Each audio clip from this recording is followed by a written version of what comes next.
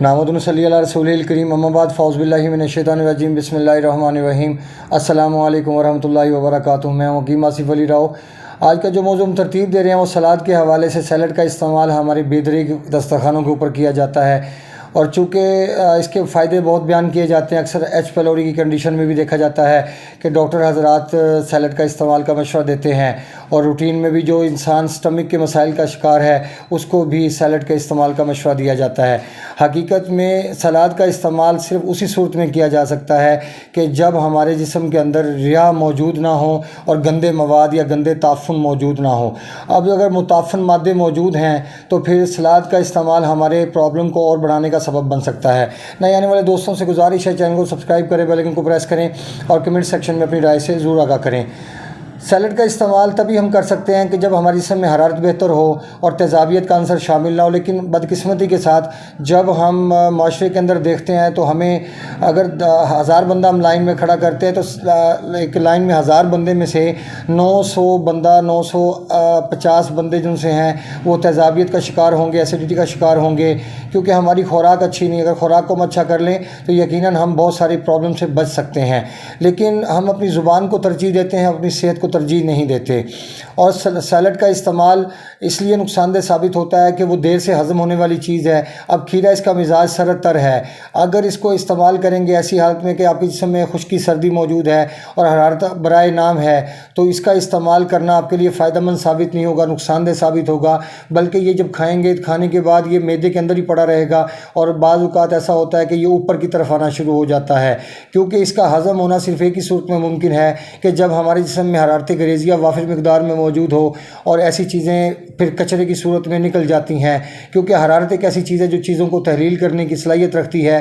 تیزابیت کے اندر ایسی صلاحیت نہیں کہ وہ تیزابیت میں ایسی صلاحیت نہیں کہ وہ ایسی چیزوں کو ہضم کرنے کی صلاحیت رکھے، بلکہ اس کے اندر جو چیز جائے گی وہ پڑی پڑی وہیں گل سڑ جائے گی اور وہ ہضم ہو کے جسم کا حصہ نہیں بنے گی، اور نہ ہی وہ پخانے کے ذریعے باہر نکلے گی۔ اس لیے اکثر لوگوں کو دیکھتے ہیں کہ کانسٹیپیشن ہوتی ہے، اور کانسٹیپیشن کو اکثر لوگ سمجھتے ہیں کہ جو 2 دن کے بعد سٹول پاس ہوتا ہے اس کو کانسٹیپیشن کہا جاتا ہے۔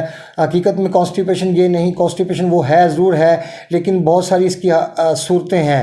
جیسے مثال کے طور پہ کسی انسان کو اگر صبح فرسٹ ٹائم میں اجابت آتی ہے اور وہ فرسٹ ٹائم میں سٹول ہارڈ پاس ہوتا ہے اور پھر اس کے بعد سافٹ ہو جاتا ہے، یہ بھی کانسٹیپیشن ہے۔ اگر دن میں 2 سے 3 دفعہ پخانا آتا ہے، یہ بھی کانسٹیپیشن ہے۔ اگر دن میں کوئی ٹائم نہیں ہے، جس ٹائم دل کیا پخانا آ گیا، یہ بھی کانسٹیپیشن ہے۔ یہ سب کی سب صورتیں ہیں کانسٹیپیشن کی۔ اگر کانسٹیپیشن کو آپ سمجھنے کی کوشش کریں گے تو یقیناً آپ کے لیے اور بہت سارے مسائل جو سے خود بخود ٹھیک ہونا شروع ہو جائیں گے، کیونکہ سب سے پہلی بنیاد ہی کانسٹیپیشن ہوتی ہے۔ جب ہمارے خون کے اندر تغیر تبدلات پیدا ہوتے ہیں، تغیر تبدل پیدا ہوتا ہے، تو پھر اس کے بعد سب سے پہلے تیزابیت پیدا ہوتی ہے اور ہماری آنتوں کے اندر سکیڑ پیدا ہونا شروع ہو جاتا ہے، اور وہ بھی آنتوں میں اس ٹیشو کے اندر جو دل سے متعلق ٹیشو ہیں، اور وہ سکیڑ پیدا ہونا شروع ہوتا ہے، خشکی بڑھنا شروع ہو جاتی ہے، جس کی وجہ سے ہمارے سامنے کانسٹیپیشن آتی ہے۔ اگر ہم ایچ پیلوری کے پیشنٹ کو دیکھتے ہیں وہاں بھی کانسٹیپیشن موجود ہوتی ہے۔ اگر ہم سورائسس کے پیشنٹ کو دیکھتے ہیں وہاں بھی کانسٹیپیشن موجود ہے۔ اگر ہم خارش کے پیشنٹ کو دیکھتے ہیں وہاں بھی کانسٹیپیشن موجود ہے۔ اگر اینٹی ایس سی وی یا بی کا پرابلم موجود ہے وہاں بھی کانسٹیپیشن موجود ہے۔ یہاں تک اگر ٹی بی کی بات کریں تو وہاں بھی کانسٹیپیشن موجود ہے۔ لہٰذا کانسٹیپیشن بیماری نہیں ہے، ایک علامت ہے، لیکن یہ اس کنڈیشن کے سویئر ہونے سے پہلے انڈیکیٹر آتے ہیں، اور انڈیکیٹر میں جو کانسٹیپیشن ہے یہ ہمارے سامنے نمودار ہوتی ہے۔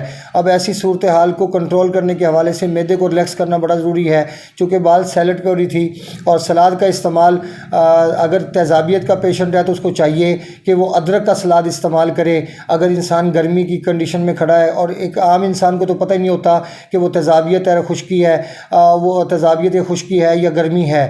اب عام انسان یہی سمجھتا ہے کہ اس کے جسم میں اگر سیک نکل رہے ہیں تیزابیت کی وجہ سے، اگر مصنوعی طور پہ جسم ہیٹ اپ ہے، مصنوعی طور پہ جسم میں حرارت محسوس ہوتی ہے تو وہ اس کو حرارت سمجھتے ہیں، حالانکہ وہ حرارت نہیں ہوتی۔ ہاں اگر تیزابیت موجود ہے تو پھر ادرک کا سیلڈ استعمال کیجئے، اور اگر جسم میں حرارت موجود ہے تو پھر آپ کھیرے کا استعمال کیجئے، اور اس کے علاوہ بند گوبھی کا استعمال کر لیجئے، کوئی مسئلہ نہیں۔ لیکن اگر جسم میں تیزابیت ہے تو پھر آپ کھیرے کا، ونگے کا، ایسی چیزوں کا استعمال آپ نہیں کر سکتے، پیاز کا استعمال بھی نہیں کر سکتے۔ پیاز کا سیلڈ اسی صورت میں استعمال ہوتا ہے جب جسم میں رطوبات زیادہ ہوں، اور ایسی حالت میں انار دانے کا استعمال بھی کیا جا سکتا ہے، لیکن جب رطوبات کی زیادتی ہو. لیکن جب جسم میں خشکی ہو تو پھر آپ نہ پیاز کا استعمال کر سکتے، نہ آپ کھیرے کا استعمال کر سکتے، نہ آپ اناردانے کا استعمال کر سکتے.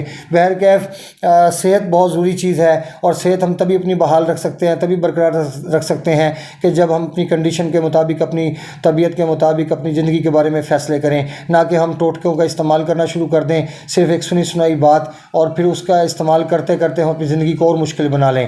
اپنے دوست احباب کا خیال رکھیں. ملتے ہیں انشاءاللہ مزید انفارمیٹیو ویڈیو کے ساتھ. وما علینا الا البلاغ المبین. السلام علیکم ورحمۃ اللہ وبرکاتہ.